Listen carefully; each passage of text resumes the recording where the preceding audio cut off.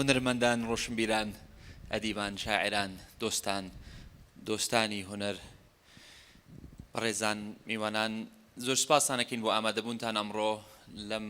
مەراسیمە خنجیلەیە بۆ کردنەوەی نووسینگەی کەلتوری بەندە لە پایتەختی ڕۆشنبیری. لە پێشەکیدا ئەمانەوێت بڵین ئەم نووسینگەیە بۆ خۆ حکوومەت هەیە، جەنابی مەحافز هەیە، بەڕێوەبەرایەتی ڕۆشنبیری هەیە، کەسانی بەڕێز مامۆستای گەورە و عەزیز و خۆشەویستمان مامۆستا مەزهەر و ئینستیتیوتی کوردی لە کوردستان. ئێمە ئەم نووسینگەیە ئەکەینەوە نەک بۆ ئەوەی بەدیلی هیچ کەسێک بین، نەک بۆ ئەوەی بەدیلی هیچ موئەسسەیەک بین، نەک بۆ ئەوەی بەدیلی هیچ ئۆرگانێکی فەرمی بین.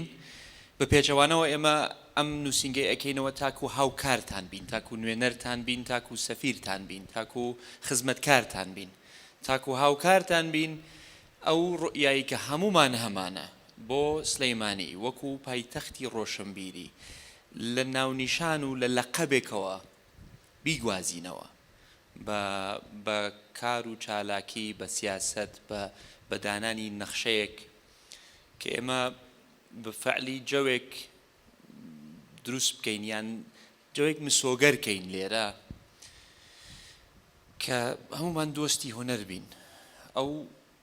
وڵاتەی کە کەلتوری نەبێ، کە شانازی بە کەلتورەکەی خۆی نەکا، کە شانازی بە ڕۆشنبیرەکانی خۆی نەکا، کە شانازی بە بەرهەمی هونەرمەندەکانی نەکا، وڵات نییە، وڵاتێکی فاشلە. ئێمە وڵاتێکین، چەندە وڵاتیش نین، بەس خۆمان وەکو وڵاتێک سەیری خۆمانەکەین، لەناو وڵاتێکین کە مێژوویەکی زۆر کۆنی هەیە و خۆشمان وەکو کوردستان، مێژووی کوردستان چەند هەزار ساڵ پڕە لە داستان، پڕە لە جوانی، پڕە لە داهێنان. ئێمە کاتی ئەوە هاتووە ئێمە ئەمە نوێ بکەینەوە بە سەردەمی ئەمڕۆ، بە ڕوئیایی ئەمڕۆ. خەونی من لە زۆر شوێنە وتوومەتەوە و ئەم نووسینگەیەش هاوکارە بێ بۆ بەدیهێنانی ئەم خەونە، ئەوەیە کە هونەرمەندەکانمان ئەستێرە بن، نەک سیاسیەکان. کەی ئێمە گەیشتینە ئەو خۆناغەی کە هونەرمەندەکانمان ئەستێرە بوون، گۆرانی بێژەکانمان ئەستێرە بوون، ئاکتەر و داهێنەرەکانی سینەماییمان ئەستێرە بوون، وەرزشوانەکانمان ئەستێرە بوون. ئەو کاتە من هەستەکەم لە وڵاتێکە ئەبین کە من شانازی پێوە ئەکەم. تاکو سیاسیەکانمان ئەستێرە بن، پێم وایە ناتەندروستە. بۆی ئەم نووسینگەیەمان بۆ ئەو مەبەستە دانراوە هاوکاری هەمووتان بێت بە پێی توانای خۆمان، هاوکاری دام و دەستگا فەرمیەکان بن، بۆ ئەوەی هەمومان ئەو دۆستایەتی کە هەمانە لەگەڵ هونەر، لەگەڵ کەلتور بەهێزی بکەینەوە، بەهێزتری بکەینەوە، جوانتری بکەینەوە و بەرهەمی هەبێ. و من دیسانەوە سوپاستانەکەم بۆ ئامادەبوونتان، سوپاستانەکەم بۆ ئازایەتیتان، سوپاستانەکەم بە تایبەت نەک کەسە سیاسیەکان هیچ ئەوەنە بخرە لایەکەوە، هونەرمەند و ڕۆشنبیر و دۆستەکانمان لە مەجالی هونەر و کەلتوردا سوپاستانەکەین بۆ ئەو ئازایەتی کە هەمیشە هەتان بووە، کە ڕێی خۆتانتان دەربڕیوە، کە نیگەرانیەکانی خۆتانتان گەیاندووە، بەڵام سەرەڕای تێبینی و نیگەرانی و ڕەخنەکانتان نەوەستاون، لە بەرهەمەکانی خۆتان نەوەستاون، لە داهێنانەکانی خۆتان نەوەستاون، لە دەربڕینی ئەو خەون و ڕوئیانەی کە هەتان بووە.